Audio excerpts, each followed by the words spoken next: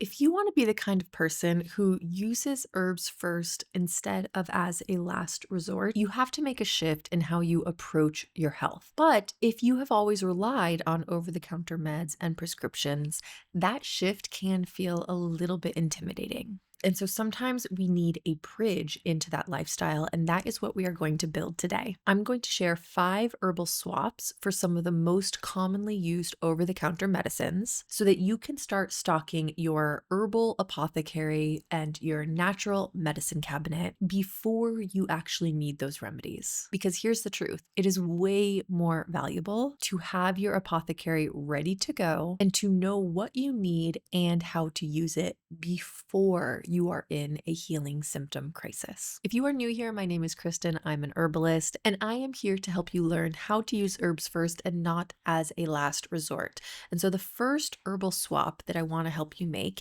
is for pain relief, an alternative to our Tylenols and our ibuprofens. There are a lot of ways that we can deal with inflammation and with pain. My top choice, and one that is going to feel the most similar in action, is going to be white willow bark. Now, white willow bark is actually the plant that aspirin is originally derived from. It's a natural source of salicin, and in the body that converts to salicylic acid, and that is the compound that is responsible for aspirin's pain relieving and anti-inflammatory effects. Now, these days, the salicylic acid in aspirin is actually synthetically derived, so your body doesn't have to convert it, and that means it is going to kick in faster and it's going to last a little bit longer, and that's also going to strip away the taste of white willow bark. White willow bark is a little bit astringent and it is bitter, but when we are working with that herb itself, I suggest taking it as a tincture, and tinctures are just not meant to be pleasure medicine, so I think that the taste is manageable for the benefits. But here is the thing to know, because your body has to convert the salicin into salicylic acid, white willow bark does take time to kick in for its anti-inflammatory and pain relieving effects.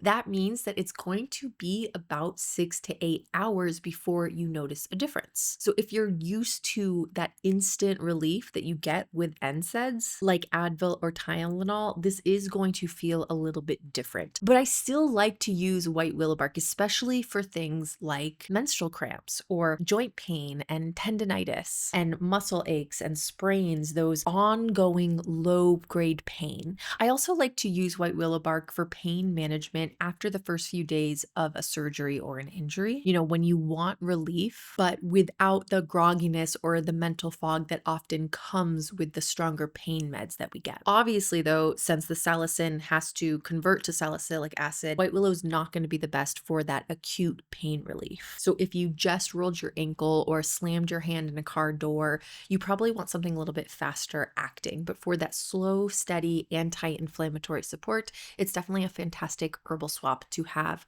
ready in your apothecary. Now, a lot of folks also use over-the-counter NSAIDs and pain relievers for their fever reduction properties. And while white willow bark can play a role there, I actually prefer taking a different approach. And this is where we're really going to see a difference in how we care for the body in herbalism and with holistic medicine than if we're just using that conventional medical model. Because when we're working with herbs, we're not just thinking about a checklist of symptoms that we're trying to cross off. In herbalism, the goal isn't to erase every single symptom the moment it shows up. Instead, we are working with the body's processes so that it can resolve the problem on its own. And that's why for fever, I am going to reach for something like Yarrow. Now, Yarrow is technically a fever reducer, but it does not work by suppressing the symptom of a fever the way that pharmaceuticals do. Instead, it's going to help support the fever so that the fever reaches its peak faster so that we can slip into recovery mode a lot quicker, because the fever is the body's defense mechanism. And as long as the fever is not going too high or lasting too long, we actually just want the fever to do its job, because that is going to kill whatever bacteria or pathogen or cootie that it is fighting in the body. So when I feel a fever fever coming on, I take a few dropperfuls of a yarrow tincture. I climb into bed, bundle up, drink some water, and I let the fever run its course. And usually by the morning, the fever has broken and I'm transitioning into that recovery mode. Now, if you are not sick, Yarrow's not going to give you a fever. So it's actually something that I use to help me understand, am I sick or is something else going on? Because I'll take a little bit of Yarrow, and if I develop a fever, then I know that I'm ill. And if I don't, it's like, all right, something else is happening here. And Yarrow is actually really cool because it doesn't just support fevers. It does so many other things that are really beneficial. In my practice, I also use Yarrow for soothing gastrointestinal inflammation, like ulcers or a hot digestive system after eating irritating foods. It can help to cool burning sensations in the bladder and the urethra. It is part of a classic UTI remedy. I also use it for menstrual cramps and for stagnant menstruation, like if someone is incredibly stressed out and so their period is late, all that stress starts to affect the menstrual cycle. I'll also use it to help calm down heavy bleeding, and it can actually stop bleeding or slow down bleeding internally and externally. So we can use it externally as a poultice to stop bleeding so that we can clean a wound. It makes a good mouth rinse for something like gingivitis, and it makes a good bug spray or a wound wash if we are out camping in the woods and we get a little cut or a boo-boo. We can spray yarrow tincture on that as part of our herbal first aid. So it's really cooling, it's versatile, and it's just a good herb to have on hand. And so it actually makes a perfect bridge herb between the conventional medicine cabinet and an herbal apothecary, not just because of all the things that it does, but it also helps us shift our understanding of how we can use herbs to support the body. And I actually think that we need more bridge herbs like this because it's how we start to make that shift from the endless cycle of like masking symptoms with meds and big pharma, so that we're actually working with the body in a completely different way than we would with pharmaceuticals. And that is why I created a little course called the 7-Day Apothecary. I really wanted it to be easy for you to start your own herbal medicine cabinet with clear guidance on which herbs to add, including a few from today's list, and exactly how to use them so that you know what to reach for and how to use them before you are actually in the middle of a healing or symptom crisis. Because Googling natural remedies for headaches when you're having the worst headache of your life is actually a really bad plan, but that is exactly what most people are doing and how most people arrive at plant medicine. So if you want to make that transition a little bit more seamless, head over to herbalistkristen.com/7-day apothecary, and I will guide you through everything that you need to start your own herbal apothecary this week. So I hate to break it to you, but herbs don't usually make a perfect one-to-one swap for medications, but this next herb is actually a pretty good direct swap for things like seasonal allergies because it's a really good antihistamine. I have a lot of clients who are looking for a swap for something like Claritin or Zyrtec because even though they are marketed as being non-drowsy, a lot of my clients still feel really cloudy and foggy on them. And so my favorite herb to replace those with is stinging nettle. Nettle is actually a natural antihistamine, and it works really well for things like sneezing and hay fever and congestion and itchy eyes and that sinus pressure that hits in the spring and the fall when big seasonal changes are happening. I also really love it for pet allergies. My best friend's daughter started showing signs of having cat allergies, and so they were actually considering just rehoming the cat, which is really sad. They've had the cat for a really long time, long before the daughter was born. And so I suggested give her nettle tincture, and it actually worked right away. Now, I don't have terrible allergies myself, but I do keep a big bottle of nettle at my house because I have a cat and a dog, and they're both very fluffy. And so when I have friends or family members come over who are allergic to cats or dogs, I just give them nettle. I make sure I vacuum really well, and that usually helps them not have any intense reactions and often not even need to take any other allergy medications. And it also makes a good transition herb. So if you are going to adopt an animal or bring a new animal into your home and someone has cat allergies allergies or dog allergies, if they start taking nettle leaf, that can usually hold them over without any problems until their body becomes a little bit more acclimated to the animal.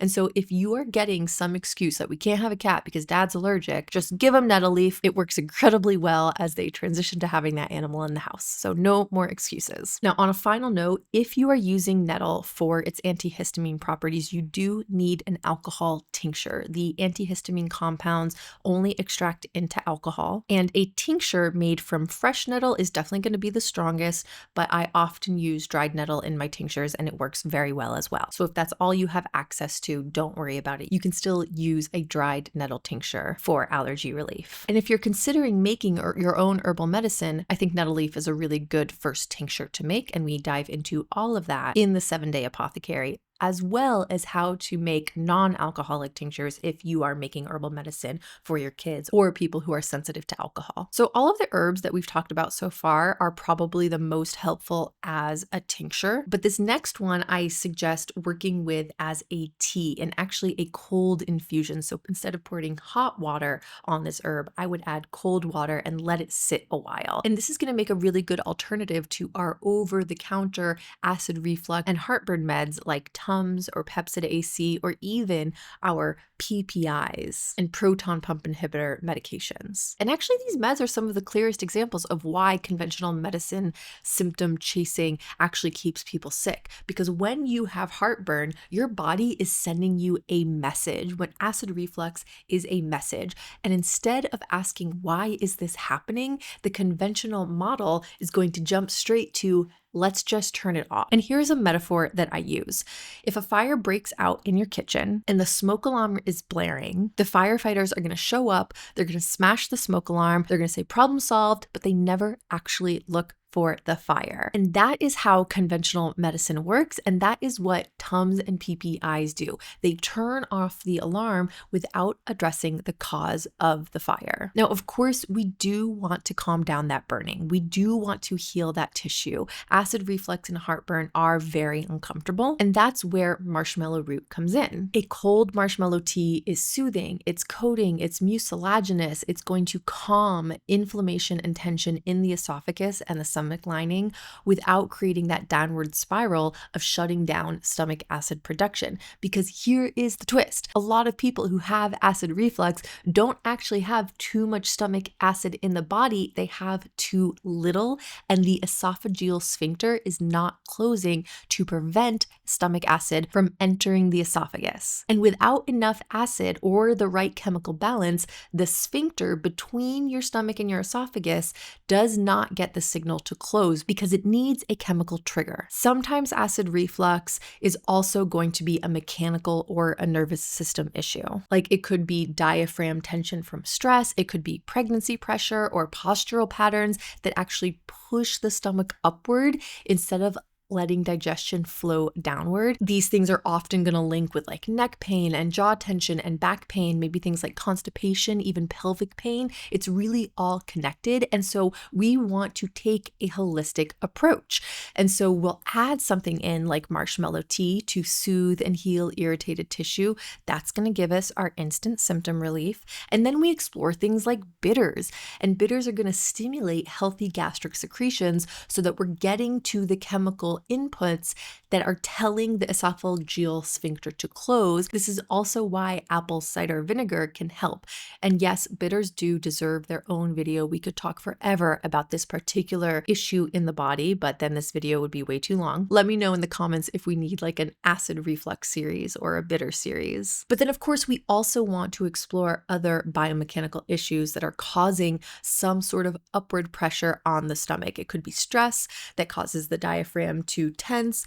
It could be restricted postural issues. And so that is how working with herbs work. We are looking at the entire picture, not just the single symptom. We're asking, why is this happening? And that's the difference between masking symptoms and actually restoring function and healing the body. Now, I do want to make a note that it would not only be unsafe, unethical, but also ridiculous to say never take a medication or never go to the doctor. I'm not advocating for that. I think that medical care saves lives. Access to medical care is one of the strongest social determinants of health, but there is a problem with the medical industry. That medical insurance and pharmaceutical industry matrix is deeply flawed. And if all we ever do is take a pill that's handed to us, we do stay stuck in a cycle of masking symptoms while the root cause is smoldering in the background and probably burning down the rest of the house. And so that's why my approach isn't about either or and excluding medical care. It's about building a bigger shelf, one that does include medical care when it's necessary and when it's valuable. Because I really don't care about how natural your wellness care is.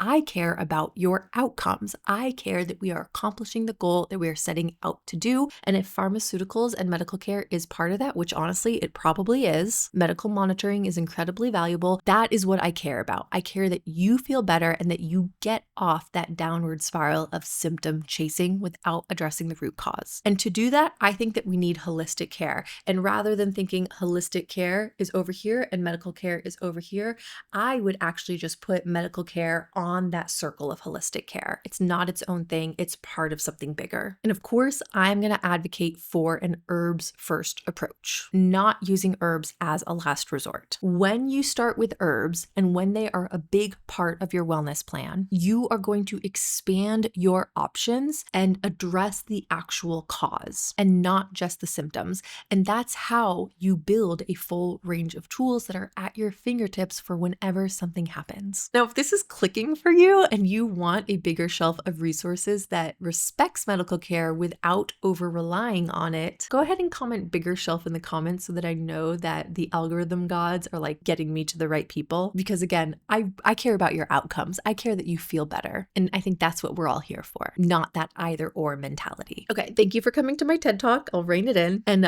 let's actually just wrap this up with our final herbal swap. And I want to talk about sleep. The most common store-bought choices for sleep aids are going to be things like melatonin and Benadryl. Now, sleep is its own category. I could talk about sleep forever. In my level 1 herbal training, which is like herbalism for everyone, I actually break it down in a lot of detail because it's such a core aspect of health. I literally could talk about sleep for hours and hours, and I do. I have multiple workshops on sleep. But if I had to pick just one herb for sleep out of all the herbs that I like to work with, I'm going to settle on valerian. Now, valerian is a pretty powerful nervous system sedative. It's a pretty heavy hitter in the herbal world, and if you tolerate it, it really will knock you out. Occasionally, someone will have what's called a paradoxical reaction to valerian, and it actually makes them a little bit more alert and is very stimulating, which is why we always want to try a small dose first. But for the rest of us who can't sleep because our minds won't shut down, valerian is like the weighted blanket to our brain. If you take enough, it doesn't just help you drift off,